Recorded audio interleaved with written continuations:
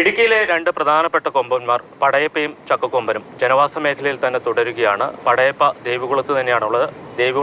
ദേവികുളം നഗരത്തിലേക്ക് പടയപ്പ എത്തി എന്നുള്ളതാണ് ഇന്നലത്തെ പ്രത്യേകത. പക്ഷേ അക്രമ സ്വഭാവം കാട്ടിയില്ല. ചക്കക്കൊമ്പൻ കുറച്ചുകൂടി വ്യത്യസ്തനാണ്. ചക്കക്കൊമ്പൻ കഴിഞ്ഞ കുറേ ദിവസങ്ങളായി അക്രമ സ്വഭാവം കാണിക്കുന്നു. ചക്കക്കൊമ്പൻ ഇന്നലെ സിംഗുകണ്ടത്ത് സരസമ്മ എന്ന വീട്ടമ്മയുടെ കന്നുകാലിയെ ആക്രമിക്കുകയും ആ കന്നുകാലി വളരെ അവശ്യ നിലയിൽ കിടക്കുകയും ചെയ്യുകയാണ്. ചക്കക്കൊമ്പൻ തന്നെയാണ് ആക്രമിച്ചത് എന്നുള്ളതാണ് അവരുടെ പരാതി. മൂന്നാർ ഗൂഡാർവിള ഗവൺമെന്റ് ഹൈസ്കൂൾ ഗ്രൗണ്ടിലും ഇന്ന് കാട്ടാനക്കൂട്ടമെത്തി.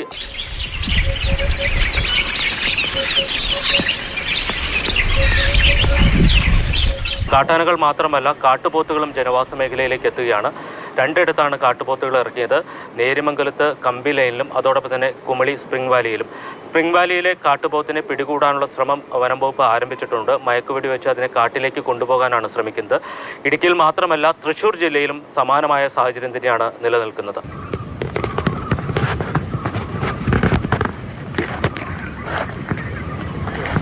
മേലിലം സ്വദേശി ജോജിയുടെ വീടിന് പുറകിലാണ് ആദ്യം ആന എത്തിയത്. ഈ ഭാഗത്ത് നിന്നതിന് ശേഷം ഇവിടെ നിന്നും ആളുകൾ ഒച്ച വെച്ചപ്പോൾ ശബ്ദമുണ്ടാക്കി ആനയെ ഓടിച്ചതോടുകൂടി ആന ഇവിടെ നിന്നും തൊട്ടടുത്തുള്ള കൃഷിത്തോട്ടത്തിലേക്ക് പോവുകയായിരുന്നു.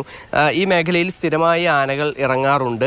പലപ്പോഴും ഈ ആനകളെല്ലാം തന്നെ പ്രതിരോധിക്കുന്നതിന് അല്ലെങ്കിൽ ആനകൾ വരുന്നത് അറിയുന്നതിന് വേണ്ടിയെല്ലാം തന്നെ ഇവിടെ ഈ കുപ്പിയെല്ലാം കെട്ടിയിട്ടിരിക്കുകയാണ്. ഈ കുപ്പിയിൽ ഈ ലൈനിൽ ഇടിക്കുമ്പോൾ സൗണ്ട് ഉണ്ടാവുകയും അങ്ങനെ ആളുകൾക്ക് ആനയുണ്ട് എന്ന് മനസ്സിലാവുകയും ചെയ്യും. അതിനോടൊപ്പം തന്നെ ഈ മേഖലയിൽ ഫെൻസിങ്ങോ അല്ലെങ്കിൽ മറ്റേതെങ്കിലും തരത്തിലുള്ള പ്രതിരോധ മാർഗങ്ങളോ ഒന്നും ഇല്ല എന്നുള്ളതാണ് ഇവിടുത്തെ ആളുകൾ പറയുന്നത്.